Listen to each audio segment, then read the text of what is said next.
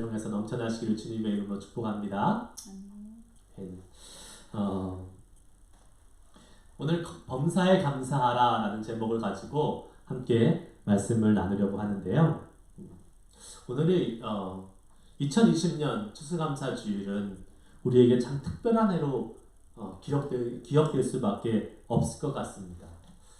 코로나와 함께 우리가 이렇게 한 해를 보낼 것이라고는 아마 올해 초를 시작하면서 아무도 생각하지 못했을 거예요. 3월에 중국에서 바이러스가 넘어오면서 우리 코로나로 인해서 삶이 변하기 시작했을 때만 하더라도 이것이 이렇게 올 한 해 내내 우리와 함께 같이 갈 것이라고 생각한 사람은 아무도 없었을 것입니다. 최근에 코로나 환자들이 다시 한번 늘어나고 상황이 안 좋아지면서 이것이 과연 언제까지 갈까라는 그러한 마음속에 염려와 또 불안한 마음도 우리 가운데 있는 것이 사실입니다. 그런데 이번 코로나로 인해서 가장 힘든 어떤 점이 무엇이었을까 한번 생각해 봤을 때에 가장 어려웠던 점 중에 하나가 바로 사람들을 서로 두려워하게 됐다라는 것입니다. 사람들을 서로 두려워하게 됐다. 편안하고 자유롭게 사람들을 만나고 심지어 모르는 사람하고도 만나서 우리가 인사하고 이야기할 수 있는 것이 이 미국 사회의 큰 장점인데 이제 모르는 사람은 아예 만나려고 하지도 않고 또 만나는 것을 아주 꺼려하는 제가 종종 산책을 하는데요. 산책을 하다가 이제 반대편에서 사람이 걸어오면 그 사람 옛날에는 지나가면서 하이 인사도 하고 눈도 마주치고 자연스럽게 지나갔는데 저기 멀리서부터 서로 저도 그렇고 그 사람도 그렇고 서로 이렇게 거리를 두기 시작합니다. 똑바로 걸어오다가 옆으로 몇 발자국씩 물러서서 거리를 두고 지나가는 것을 보면서 참 안타까운 현실이 됐구나. 참 서글픈 삭막한 시대가 됐구나 라는 것을 생각해 보게 됩니다. 여러분, 이렇게 사람들로부터 내 자신을 고립시켜야 되는, 사람들을 조심해야 되는, 보호해야 되는 이러한 생활 습관은 사람들로부터 물리적인 거리뿐만 아니라 우리 정신적인 거리감도 되게 아주 멀리 만들고 말았습니다. 이렇게 사람과 제대로 소통하지 못하고 또 교제하지 못하고 이렇게 교감하지 못하다 보니까 우리도 모르는 사이에 우리의 정신적인 그런 감정이 힘들어지고 어려움을 겪는 사람들도 점점 많아지고 있다고 매스컴에서 이야기하고 있습니다. 그리고 그것이 사실인 것 같아요. 그래서 코로나 블루라는 신조어가 생겨났고 그로 인해서 우울감이나 분노감 또 부정적인 감정 등이 사람들 사이에 많이 생겨나는 때가 바로 지금 이때가 아닌가 싶습니다. 여러분은 어떠십니까? 코로나와 함께 올 한 해가 지나가고 앞으로도 어떻게 될지 모르는 상황 속에서 이 추수감사주일을 맞이하는 여러분의 마음은 어떠세요? 감사가 정말 넘쳐나십니까? 올해 정말 너무나 감사해. 올해는 정말 감사로 풍성해. 라는 그러한 마음으로 예배하고 계십니까? 아니면 어쩌면 올해는 감사할 일보다 감사하지 못한 것이 더 많은 것 같아. 올해는 코로나 때문에 망했어. 그런데 무슨 감사야, 감사는. 추수감사주일인데 같이 모여서 예배도 못하고 여전히 화상으로 원격으로 예배하고 있는데 무슨 감사는 감사야 라고 생각하시는 분들 어쩌면 있을 수도 모르겠습니다. 그러나 여러분 한번 생각해 보시기 바랍니다. 이번 주간이 땡스기빙인데요. 우리가 땡스기빙에는 많은 사람들을 만나고 가족들을 만나러 갑니다. 정부에서 가지 말라고 해도 사람들은 만날 수밖에 없어요. 가족들을 만날 수밖에 없어요, 지금. 그래서 정말로 별 차이가 없다고 그래요. 공항이나 이런 한 10% 정도 여행객이 감소하지 그대로 많은 사람들이 가족을 만난다고 합니다. 한국에서도 추석과 같은 명절에 부모님을 찾아뵙지요. 그런데 여러분, 우리가 부모님을 찾아뵐 때에 감사한 일이 있는 해에만 부모님을 찾아뵙습니까? 아니잖아요. 한국에서 우리 조국에서 명절에 부모님을 찾아뵐 때에 부모님이 나를 잘해주셨을 때만 찾아뵙는 것이 아니라 매년 찾아뵙잖아요. 그것은 무엇입니까? 부모님이 나에게 감사한 일을 해주셔서 찾아뵙는 것이 아니라 부모님이 나를 낳아주시고 길러주신 그 자체만으로도 감사하기 때문에 우리는 그 해 부모님과 나의 관계에 상관없이 매해 부모님을 찾아뵙고 인사를 드리는 것 아니겠습니까? 추수감사절도 마찬가지라고 할 수 있습니다. 어쩌면 올 한 해 우리에게 감사의 제목이 많지 않다라고 생각할 수도 있어요. 하지만 우리가 매해 부모님을 찾아뵙고 인사드리는 것처럼 하나님을 향해서 하나님이 우리의 아버지 되어주시고 주님이 우리를 구원해주시고 성령님이 우리와 매일 함께해 주시는 그 은혜만으로도 우리는 오늘 주님 앞에 감사가 가득한 예배로 나아가야 될 줄 믿습니다. 그러나 과연 여러분 코로나로 힘든 한 해를 보냈지만 그렇다고 해서 올 한 해가 다른 한 해보다 감사가 적은 한 해일까요? 아니요, 그렇지 않습니다. 어저께 저희가 철이 형제와 함께 감사 제목을 나누는 시간을 가졌어요. 그런데 여러 가지 감사 제목을 나누다 보니까 이렇게 얘기하더라고요. 그렇네요. 정말로 감사할 일이 없는 것 같았는데 감사할 일이 참 올 한 해 많았네요. 라고 고백하는 저희들의 모습을 보게 되었습니다. 그렇습니다. 여러분, 우리의 생각대로 안 되었을 뿐이지 우리가 여러 가지 기대하고 생각한 것이 안 되었을 뿐이지 여전히 올해도 하나님은 우리에게 귀하고 하나님을 향해서 감사할 감사의 제목들은 많이 주셨다는 것입니다. 또 때로는 우리의 기대와 우리의 기도대로 되지 않은 것이 더 감사한 일이 될 수도 있으리라고 믿습니다. 오늘 말씀을 통해서 그것을 한번 우리가 함께 알아보고 나누기를 원합니다. 오늘 본문의 주인공은 다니엘과 다니엘의 세 친구들입니다. 사드락, 메삭, 아벳느고라고 나와 있는 다니엘의 세 친구들이 오늘 본문의 주인공으로 나와 있습니다. 퀴트리에서 아시겠지만 느부갓네살 왕이 어느 날 금으로 큰 신상을 만들어 놓고 그 신상을 낙성식, 그 신상을 축하하며 많은 사람들을, 관료들을, 또 지방의 행정관들을 모읍니다. 다니엘의 세 친구들은 지방을 다스리는 사람이었습니다. 그래서 아마 그 자리에 모여 있었던 것 같아요. 그리고 다니엘은 왕궁에 머물렀잖아요. 그래서 다니엘은 그 자리에 없었던 것 같습니다. 이게 지방에 지금 세워진 신상이었습니다. 그런데 축하 행사만 하는 것이 아니었고 거기서 왕의 명령이 선포되지요. 어떤 명령입니까? 누구든지 이 금신상에게 절하지 아니하면 절하지 아니하는 그 사람은 맹렬히 타오르는 풀무불 용광로에 넣어서 죽게 만들겠다라는 왕의 명령이 떨어집니다. 그리고 오케스트라와 같은 악기가 울리면 그때 모든 사람들이 그 신상에 절해라 라고 말하고 있는데 그 명령이 떨어지자마자 이제 풍악이 울리고 악기가 연주될 때에 그 자리에 있던 모든 사람들이 금신상을 향해서 엎드려 절을 하게 되었습니다. 그런데 여기서 문제가 발생합니다. 갈대아 사람 한 사람이 나타나서 이 다니엘의 세 친구를 고발하며 왕에게 지금 나아가기 시작합니다. 왕이시여, 왕이시여, 유대에서 온 저 세 사람은 왕의 명령에도 불구하고 금신상에게 절하지 않습니다. 그러니 왕의 명령대로, 왕의 조서대로 절하지 아니한 그 사람들을 풀무불에 던져서 죽게 하는 것이 마땅합니다. 라고 이야기했습니다. 네, 그들의 눈에 유대에서 온 포로 출신의 저 사람들이 잘 되는 것이 아마 안 입고 속이 탔을 것입니다.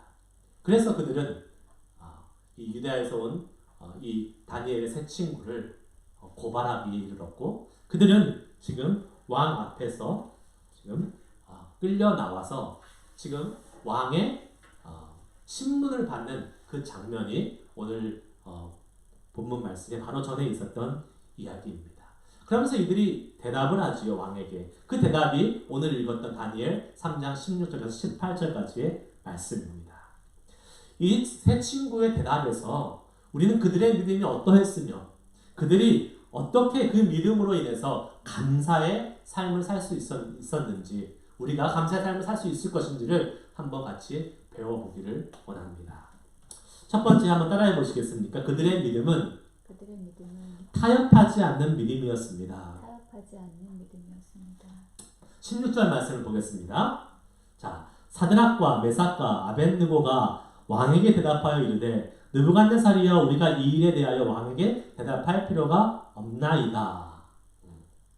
지금 왕이 어떠한 제안을 했냐면 이미 그 명령을 반포한 다음에 이 세 친구가 끌려오니까 이 세 친구에게 다시 한번 기회를 준 것입니다.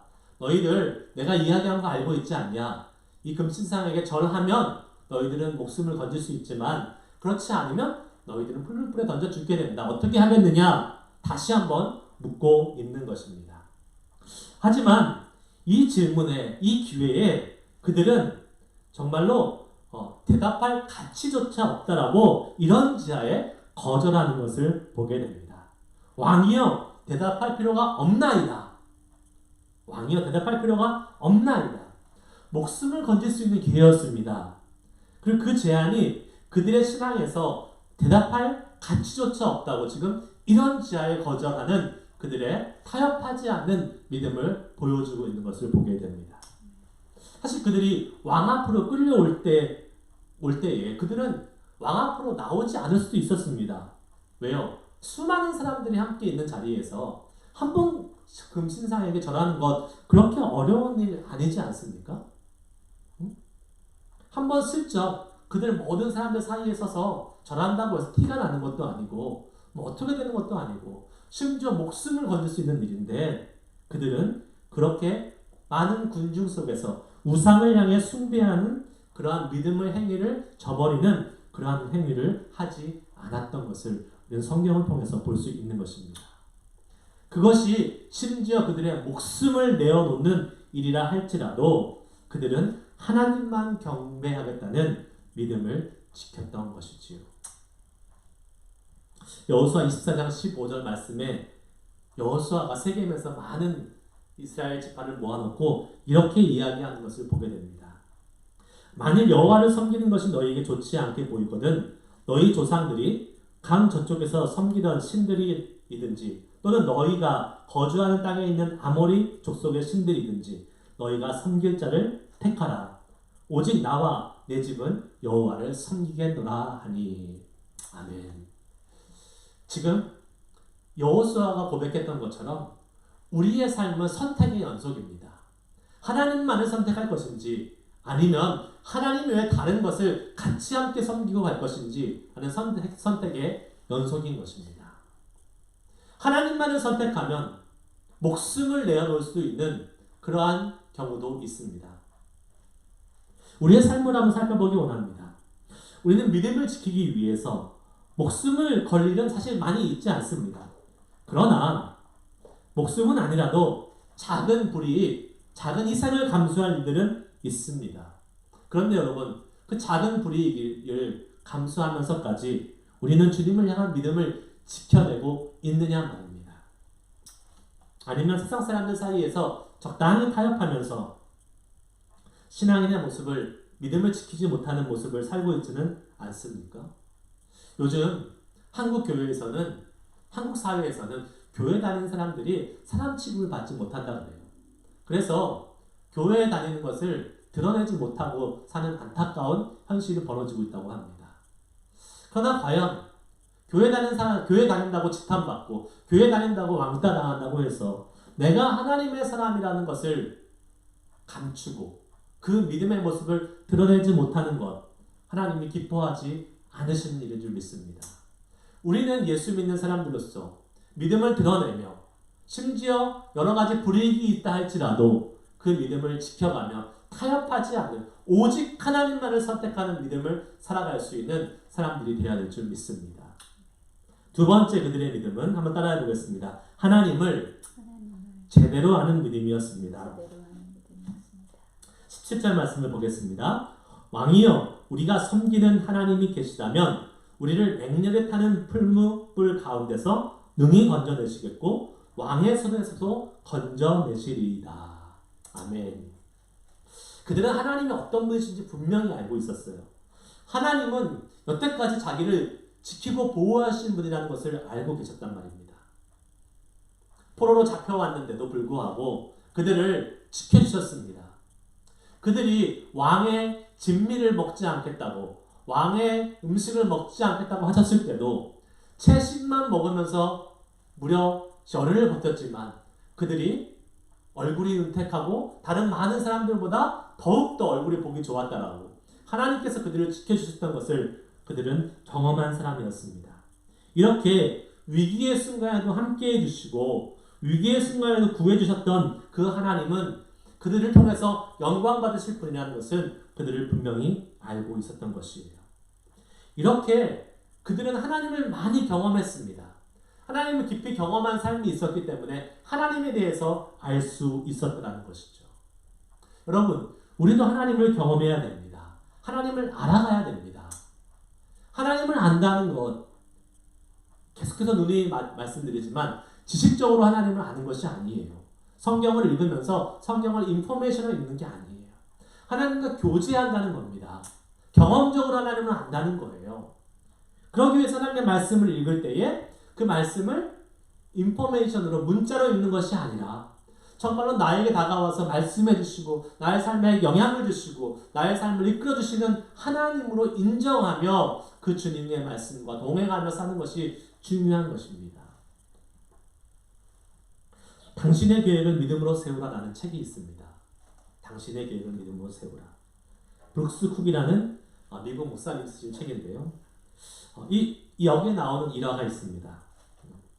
미국 남부지방에서 사는 한 청년이 북부지방, 와이오밍 아주 추운 곳이죠. 북부지방에서 사는 이 청년과 같이 함께 그 와이오밍을 방문한 적이 있습니다.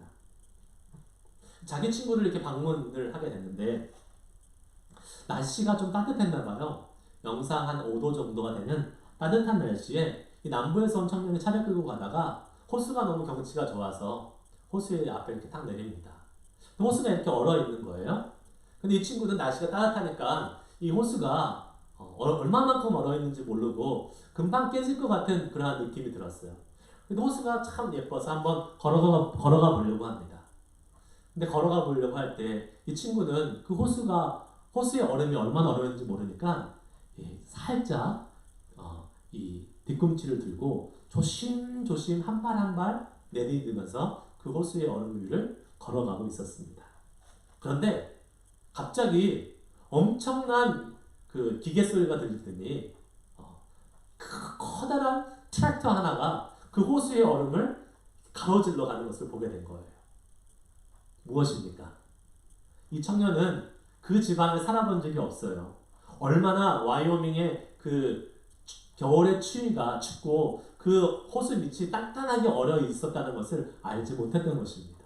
그러니까 그 호수의 얼음이 그렇게 두껍게 얼어져 있음에도 불구하고 겉으로 느껴지는 온도가 따뜻하니까 알지 못하니까 조심조심 한 발 한 발 아주 우스꽝스럽게 그 호수 위를 걷고 있었던 것이라는 사실입니다.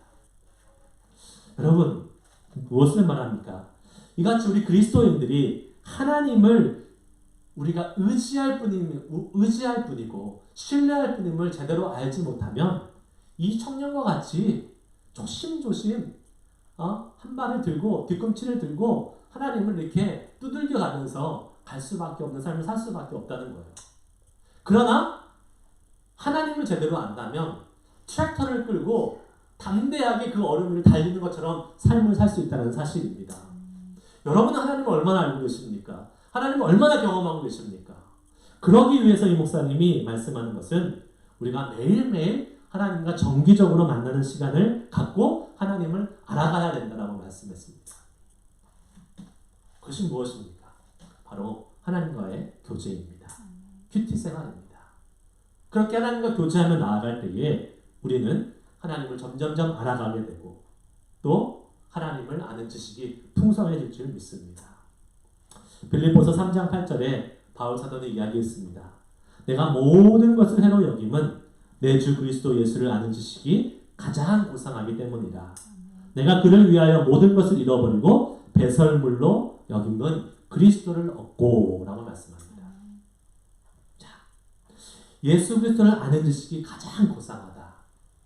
예수님과 경험하고 예수님과 같이 지내고 함께 교제하는 그 모습을 통해서 예수님을 알아가는 것이 세상의 다른 어떠한 것보다도 가장 소중하다고 고백하는 이 바울 사도의 고백이 저희의 고백이 되길 원합니다.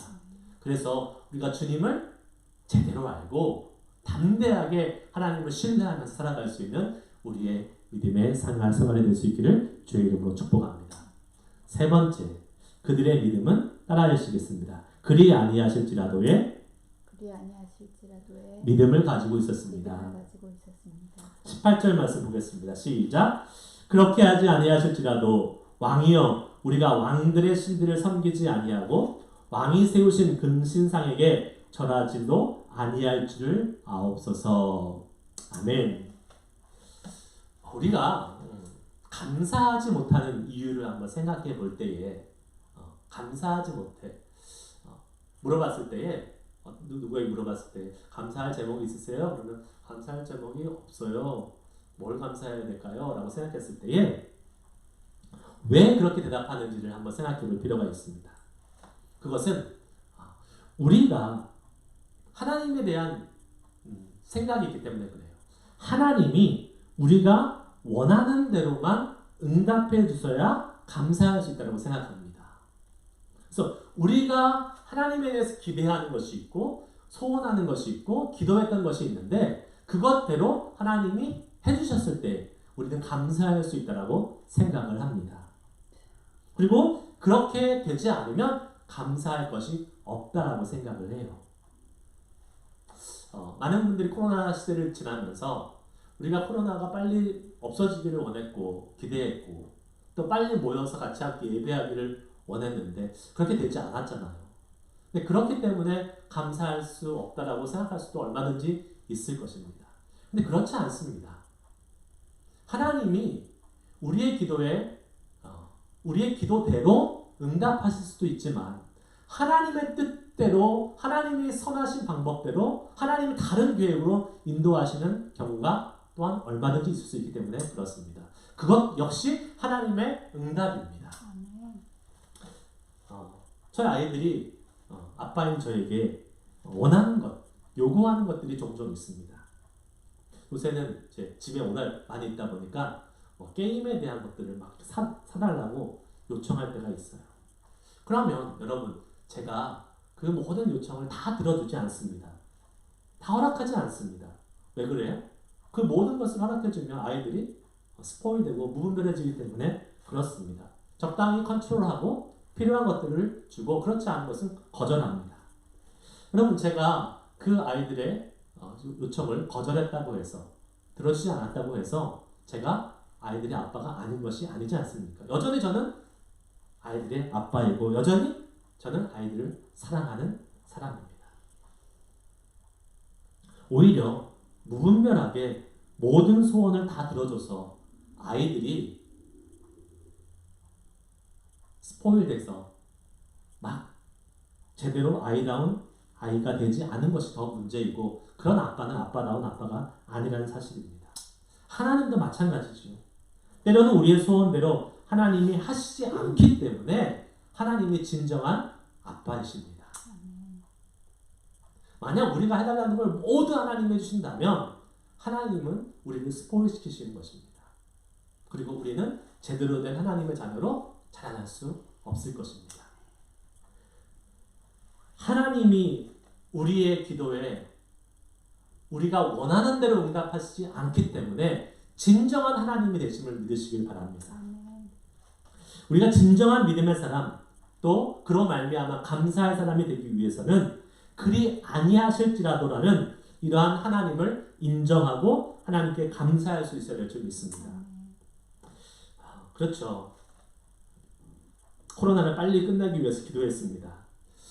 그러나 기도대로 되지 않고 있습니다. 그러나 그렇다고 해서 하나님이 하나님 되시지 않는 것이 아닙니다. 하나님은 여전히 우리의 하나님이시고 여전히 일하시고 계시고 여전히 하나님은 우리 가운데 새로운 일을 벌이고 계실 줄 믿습니다. 우리가 코로나로 인해서 여러분 이 코로나가 한 10년, 20년 전만 왔다 하더라도 우리는 무방비 상태로 당했을 것입니다.